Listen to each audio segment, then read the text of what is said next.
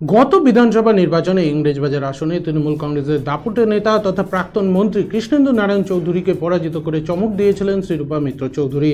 তাই মোদী শাহ জোটীর আসন্ন লোকসভা নির্বাচনে সেই শ্রীরূপা মিত্র চৌধুরীর উপর ভরসা করেছেন। মালদা দক্ষিণ কেন্দ্রের বিজেপি প্রার্থীও করেছেন শ্রীরূপা মিত্র চৌধুরীকে। উত্তরবঙ্গের বিজেপির একমাত্র মহিলা প্রার্থী তিনি, ফলে প্রতিদিনই ভোটারদের কাছে পৌঁছতে নির্বাচনী প্রচারেও চমক রয়েছে তার।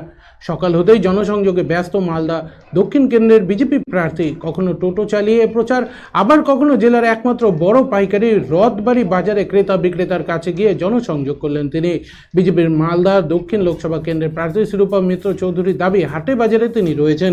শুধু ভোটের সময় নয়, 153 বছরের পৌরসভায় এখনও অনেক পিছিয়ে। এলাকাবাসী সেই অভিযোগ তুলেছেন। প্রচারে ব্যাপক সাড়া রয়েছে।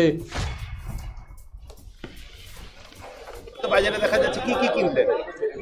অনেক কিছু কিনলাম, সজনে ডাঁটা, কুমড়ো, পুঁই ডাঁটা, লাল শাক, তারপর এঁচোড় কাটতে দিয়েছি, কেটে দিচ্ছে, লেবু, লঙ্কা সবই কিনলাম। বলছি এই বাজারে সকাল সকাল দেখা যাচ্ছে কেন? হাটে বাজারে নির্ভয়া দিই, এটা তো আমার দীর্ঘদিনের প্রোগ্রাম। তো ওই হাটে বাজারে থাকি, মানে যেখানে হাট বাজার হয় সেখানেই সকাল সকাল থাকি। মানুষের কাছ থেকে কেমন সাড়া পাচ্ছেন, কি বলছেন? সবাই একই কথা বলছে, জয় শ্রীরাম, ভারত মাতা কি জয়।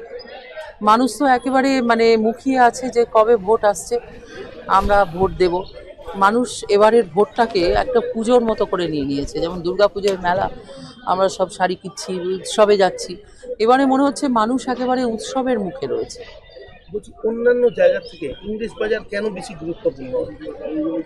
ইংরেজ বাজার আমাদের মালদা জেলার প্রাণকেন্দ্র, আমাদের প্রশাসনিক হেডকোয়ার্টার, অ্যাডমিনিস্ট্রেটিভ হেডকোয়ার্টার হওয়ার জন্য, এবং 153 বছরের পুরনো পৌরসভা। এখানে দীর্ঘদিন ধরে আমাদের জনসংঘের বিরাট বড় বড় লিডাররা রয়েছেন, যারা এমার্জেন্সি টাইমে জেল খেটেছেন, তারা রয়েছেন। আমাদের এখানে জনসংঘ, জনতা পার্টির কাজ দীর্ঘদিনের পুরনো।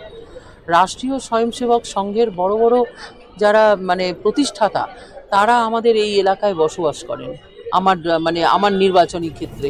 সেই কারণে এই জায়গাটা আমাদের কাছে খুবই একটা পীঠস্থান।